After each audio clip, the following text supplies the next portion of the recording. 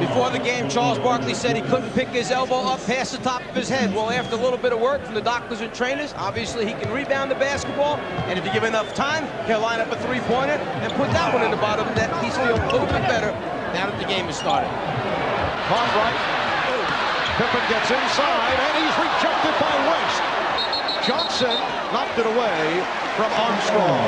It will be Chicago ball with 21 on the shot clock. Something that they certainly can use, the presence inside of a shot blocker. West, whose minutes have been limited in the first two games, will block and change them. And another block by West, but Cartwright able to recover.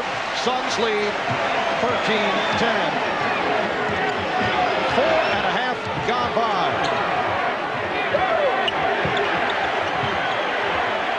Dumas. And Grant fires down to Armstrong. Grant could not complete it. Grant following up, not able to hit. And it's the Suns back to the offense. Barkley being guarded by Grant. Jordan over to help. Jordan playing halfway, giving Marley lots of room as Barkley puts on a gorgeous move and draws the foul. So Charles Barkley will go to the line. Horace Grant is called for the personal, his first. Charles has done a little bit with his outside game, now a little bit with his inside game. He's feeling pretty good. Timeout call. We'll be back after this.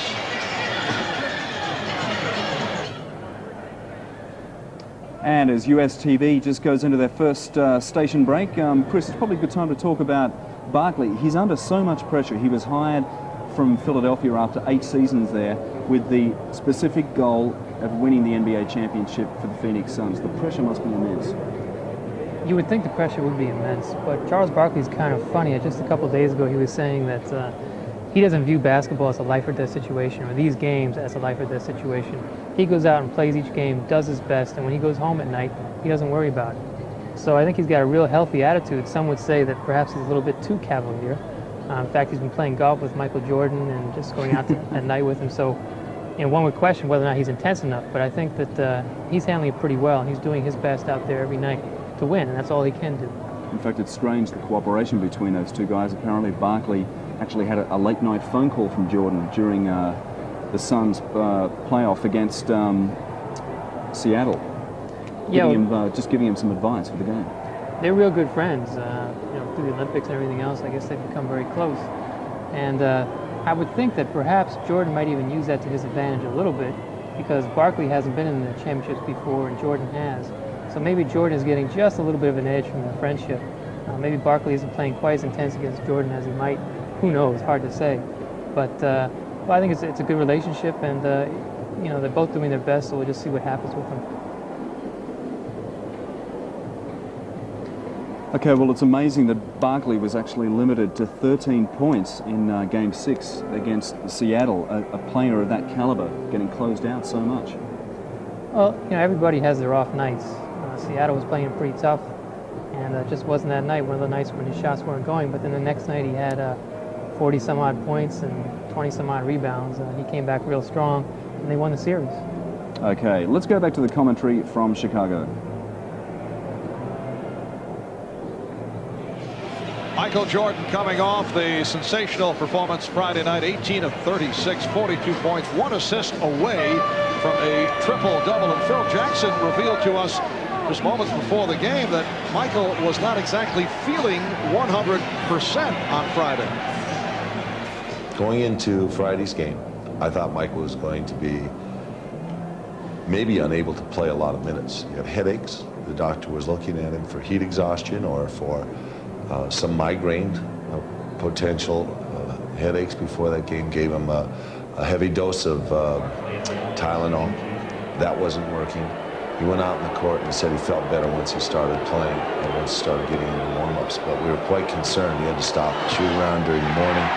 And yet, somehow or other, he found the energy from whence it comes. I don't know that he has. And only he has had that kind of energy of any player I've ever seen to fulfill a game, and not only that, but just finish a game as well as he did. I asked Phil, was it perhaps the pressure from all the off-the-court publicity, the Atlantic City journey during the Knicks series, or the book that was released concerning his golf betting. He said, no, he played too much golf in Phoenix under 105-degree temperature, and perhaps that's how he got the headache. West with the rejection. That rejection is number 25 now in the series for the Phoenix Suns. And gosh, thinking about that statement that Phil Jackson just made, I hope Phoenix wasn't listening to that, because he only had 42 points, 12 rebounds, and 9 assists in that last game, not feeling well. Well, right now, Phoenix is doing a wonderful job of team defense. Mark West, that's his 3rd block shot so far in this first quarter. Now, on the other side of that, Phoenix is looking like they're more of a concentrated team, especially in this first quarter. They look like they know what they want to do. They're playing better team defense, what I felt they had to do, and they're going out playing a good game so far. Horace Grant called for that foul, and the Suns struggling at the line. 6:27 remaining in this first quarter. The Suns with a 15-10 lead. Let's go over to Hannah. Well, Mark, during that last timeout, Charles Barkley checked in with team Dr. Richard Emerson regarding his injured right elbow. Of course, Barkley with a couple of rebounds early and a three-pointer, and he told the doctor, I think we're going to be all right. Marv? Hannah, Bill Cartwright has taken a huge number of shots in the early going. He's 2 for 7 from the field. That sometimes is a 2 or 3 game total composite for Cartwright. And Barkley is stopped. Here comes Pippen. He has Armstrong. B.J. Armstrong. That's a 2-pointer. His foot on the line. Suns 15 and the Bulls 14. And B.J. is opened up by hitting on 3 of 4. And Chicago's backcourt now 5 for 7. Their front court players just 2 for 11 to open up the game. Dumas had it knocked away. Last touched by the Bulls.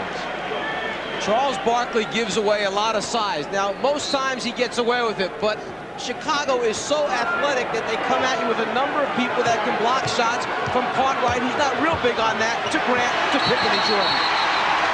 Barkley was stripped. 24-second violation as the buzzer sounded.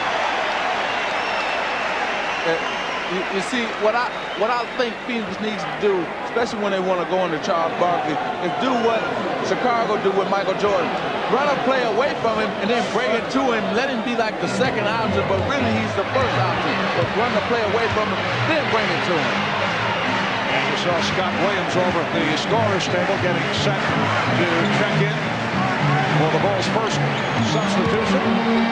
Jordan changed his mind. Armstrong now working the right side. And Barkley able to rebound. The Suns 15 and the Bulls 14. Just under 5 minutes remaining. First quarter. Kevin Johnson. And the call is last touch by Jordan. So Phoenix maintains possession. It will be a combination of Scott Williams and Stacey King replacing Bill Cartwright and Horace Grant. Grant with the 2 fouls did not score. Cartwright leaves with 4 points. Would you say that so far this has not been the explosive beginning that Chicago normally plans on? The crowd getting involved, and it's because of the good start by Phoenix. Here's West. Dumas on the tip. And the Suns now lead by 3. Bulls try to break, but the Suns did get back. Jordan with room for 3. Yes! Michael Jordan has 7, and he has tied the game at 17. Oh, Armstrong went down, and a foul is called. Foul on West, who blindsided Armstrong. Mark West just apologized to B.J. Armstrong. Well, what they're trying to do is take that pressure off of KJ and set a pick in the backcourt for him. And what they say, I guess he was moving when he decided to set the pick. See, you're going to see Mark West move over. But what that's going to do is remind B.J. all the time now to look up and look for that pick. Even though he got the offensive foul, Mark West, it's a good move to try to free up KJ. Here is Pippen.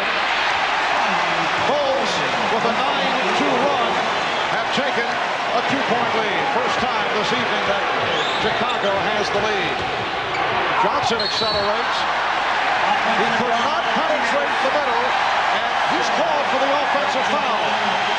Well, in that last timeout, Ahmad Rashad mentioned that Phil Jackson stressed big men, get over and